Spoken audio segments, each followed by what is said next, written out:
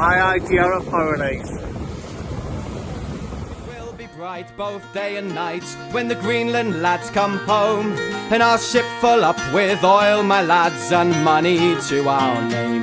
And we'll make the cradles for to rock and the blankets for to tear, and every lass in Peterhead sing hush-a-bye, my dear. And it's cheer up, my lads, let your hearts never fail, for the bonny ship, the Diamond, goes a-hunting for the whale. And it's cheer up, my lads, let your hearts never fail, for the bonny ship, the Diamond, goes a-hunting for the whale.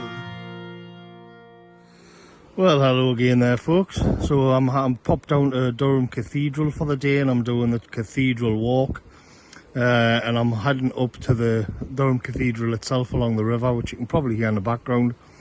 And I've just seen this slogan here. So this is a few days after we've had a lot of unrest, I'll say, in Britain, and you come across this sort of generic peace slogan for peace for the people, by the people, and you can't help think, but which people? Is there just one generic people? What if there isn't? What if there's more than one people? What if people are different? What if people have different interests? And another thing is, like, you see it here in Durham Cathedral on a day like this. It's a nice summer's day, and you see the people wandering around the place because it's very touristy, and you think the only way to make one people is to reduce everything to tourism, reduce everybody to just this sort of consumer herd that you see wandering around. But the problem is, like, the reason everything is here, the reason everyone's here, is precisely because there's more significance to this place than that. Precisely because it was rooted to our people, not just this generic mass blob. And you look at that, we're becoming a kind of totalitarian state in Britain. As I speak, as I'm not part of all the trouble. I've never been to any protests. I'm just a blogger. But you can see it everywhere you look. Now, what happens when people reject being just part of the blob? You know, what happens when people aspire to something a little bit more than just to become this sort of vanilla gloop, which is implied in this slogan here, you know? Let's see what's up ahead. Isn't that absolutely beautiful? You've got Durham Cathedral there, the spire, and then you've got people on canoes, you've got an old water mill, you've got an ancient bridge up ahead. And this is the acceptable face of English identity. This is the one that they can put on postcards and sell to people in Japan. This is the one where everything is frozen in around about 17 or 1800, and it's all very comfortable, it's all very twee, it's inoffensive, and it kind of oozes a kind of upper class sophistication and a sort of genteel Edwardian era wind in the willows sort of aura to it all. And so this is acceptable to people because it doesn't have any claws or teeth on it, but it takes a number of things for granted. It takes the Englishness for granted. But you know, when I was on my way down here, I passed straight past Hartlepool and Sunderland, where there was unrest and riots. And there you see the other bit. There you see the opposite of this. And it's not far away. It's only 10 or 15 miles up the road. But there you see the English identity, which has to be put out of sight. Like in the medieval times, if you had somebody who was a bit like a retarded relative or something like that, and you'd lock them in a cellar. But then every now and then, they break through the cellar and they remind the world that they're there. And everybody wishes that this was all there was to English identity, and not the other stuff. Not the ones who are actually living and breathing and are not just statues and monuments to a former greatness. There's a sort of afterglow of our people there, and it's an embarrassment to everybody concerned. They want you to think of this. This is genteel, this is presentable England, not that nasty stuff.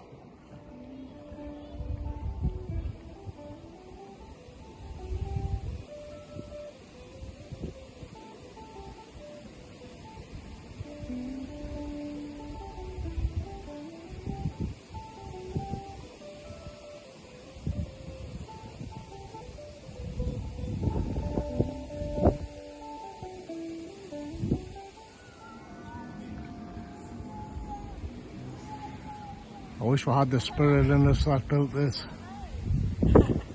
The drive and the ambition. I wish we had it now. But what we do have instead is a government that seems to think that the wall, as it was originally built, is too dangerous. This construction fence goes all the way along, and I don't see any reason for it at all. There's nothing being built. It's just to keep the masses away from the edge. And I actually suspect that when the church was more dominant, you wouldn't have even had those black rails on the main wall either. But what we've got now is the government telling you, and you don't have the church dictating how you should live your life and what's safe and what's not. We've got the government, and you can see that it's a lot less pleasant and it's a lot more restrictive. And this ties in exactly to what's been going on in England over the last week or two. So you can see through the government's health and safety construction cage to keep everybody safe from hard realities, which is what it is. You can see that behind it flies an English flag, and I think that's interesting because you were here in Durham. There's tourists everywhere. It's a beautiful place. It's ancient. It's got spiritual significance, historic significance. Aesthetically, it's as I say, it's very classy. It's literally a postcard. It's beautiful, and it seems curious that here it's allowed to fly the English flag, whereas in other places it's far right. It's the thuggish. It's football fans and it's hooligans and it's as if here that kind of mentality is so distant that it's safe once again to fly the English flag. If they disavow all of that, we're so far removed from the council estates where cop cars get burned out and where there's ethnic tensions and where there's all of the trouble that we've seen in recent times, very recently, and the police state that's being brought in to quell it all. Like, it's weird because you think, well, okay, so even here in Durham, what does the English flag represent? Surely it's identity. Surely, and they'll say, well, yeah, but it represents rowing boats and watermills and leafy ancient walls and beautiful cathedrals and scenery. That's safe, but only because it's been so disassociated with people, with the actual English people who exist. Well, they exist still here, but also on these council estates. You know, they exist above the vape shops and the less scenic locales. And this is their identity as well, and it cannot be, you can't just sever that connection. That flag over there and all of this, it represents all of the things this government and the ruling class absolutely despise. And I cannot help but notice the poetry of it being behind this government health and safety cage here to keep everybody safe and away from the edge. You're not allowed to have agency. Don't go too near the edges. Don't crawl too close to that flag over there because you might fall off. So we're going to have this cage there. Your identity will be caged and made safe for the tourists, so that they can just go around and buy fancy coffees and go to little quaint Georgian pubs or Tudor age pubs with the the black wooden painted on and all of this kind of thing. But you just as long as the plebs are kept out, just as long as the actual blood and guts of it that remains of the identity is contained and kept severed from the picturesque and the quaint and the beautiful, we can't have a direct line from one to the other. England as an abstract ideal and a tourist spot must at all costs be kept away from, you know, bars and Dave and all of these rowdy people who are out there as a kind of afterthought to it all, when in my view they should be connected and bound to it. In a way they are, you know, in a way this is what they're trying to say. This is, we exist, we have an identity, and we need to have our voices heard. But this represents something completely different in my view.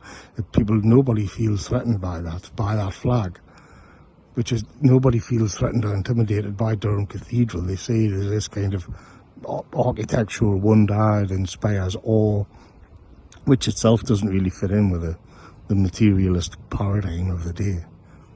Why do they? Why isn't it, if the English are just, if we're all just people, you know, if there is just this generic mass and a building is just a building and people are just a building, like, isn't it just a pile of rocks with this reductionist? Of course it isn't. Of course they understand it. It's this whole way of looking at the world. Just, it's so full of paradoxes. It's so full of cages and fences, you know, to keep you away from the edge, to keep you away, to keep you safe from thinking too much about it all. Remember, folks, we've always been such a welcoming people who loved outsiders.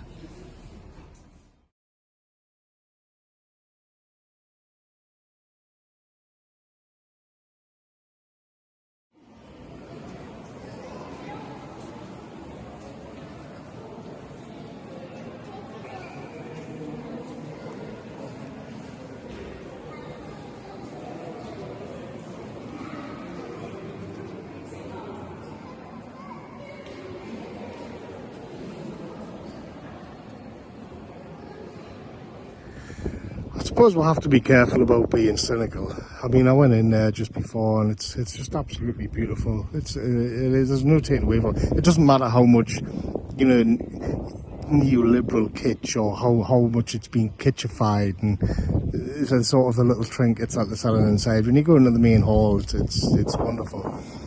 But it's also, I think, false to think that Durham Cathedral is this like monolithic representation of English identity. It isn't.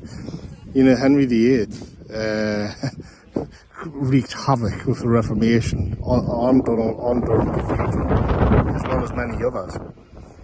And it kind of changes it, because you think it is a living story, and it's still here, and we're still here. And it's like there's been trouble before on these islands, in this land, and there's going to be trouble again now. We didn't really go to sleep, you know. There's a kind of toxic idea that you're at the end of history and not still in it. The Diamond is a ship, my lads, for the Davis Strait we're bound. The quay it is all garnished with bonny lasses round. Captain Thompson gives the order to sail the ocean wide, where the sun it never sets, my lads, nor darkness dims the sky. For it's cheer up, my lads, let your hearts never fail, for the bonny ship, the Diamond, goes a-hunting for the whale. Well, folks, I'm concluding this little mini tour of the historic northeast up at Hadrian's Wall in this spectacular, rugged, empty terrain, which I love. I don't go in for foreign holidays. I prefer to stay around about the north. I like Northern Ireland, I like Northumberland, I like Scotland, and these I'm not one for foreign holidays. And in the end, you know, when you add it up, I've been to Bamborough Castle, I've been to Durham Cathedral, I've been to the Farne Islands, and now I'm at Hadrian's Wall, and I'm about to get absolutely drenched with rain. And what are the conclusions that we can come when we put it into the context of of upheaval in England itself. And I keep reminding myself every time I see a castle, every time I see a fortification, every time I see a monument to Viking raids at Lindisfarne, the giant sort of Bamborough Castle and the Norman buildings there to dominate and subjugate the locals. And then you remember like the talking points today about how we've always been this blissful multicultural melting pot, and you think what utter shite. And the reason, like the history of these islands is one of war and bloodshed and ethnic strife, religious strife. You know, you can go back to Henry VIII, the Reformation, Durham Cathedral. But when we achieved a kind of ethnogenesis, it was sort of calmed itself down and it was put away. And now you see that that's been completely destroyed as a matter of policy, deliberately and based on lies. And they're going to turn around and they're going to look at this history of castles and war and domination, and they're going to say, and raids. And then they're going to say, well, this is just the way it's all. We've always rocked this way, and it's this in this perverse way. It's almost a kind of to say, well, because they're doing it in the name of peace. They're doing it in the name of the one humanity blurb that we saw in Durham Cathedral. And in the end of the day, the opposite is true. What they've done is opened the gates to more. They've allowed history to re-enter, bloody history, to re-enter in the name of love and peace, and of course, on a mountain of lies. And we're beginning to see it now return. In a way, they've brought back identity. They've brought back the hard times through this wishful thinking.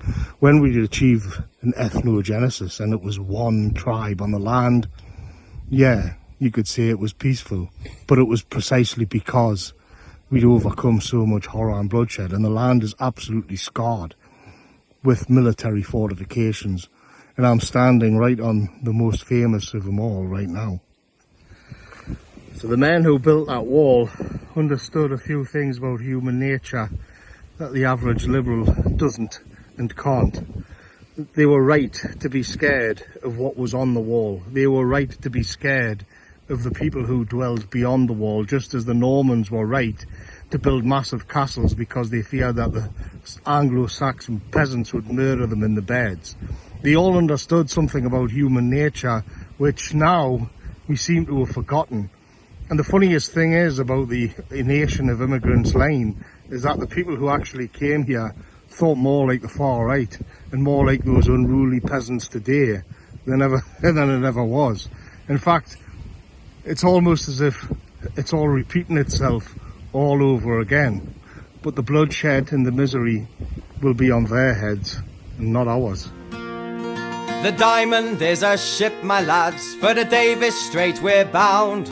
The quay it is all garnished with bonny lasses round. Captain Thompson gives the order to sail the ocean wide, where the sun it never sets, my lads, nor darkness dims the sky. For it's cheer up, my lads, let your hearts never fail, for the bonny ship, the Diamond, goes a-hunting for the whale.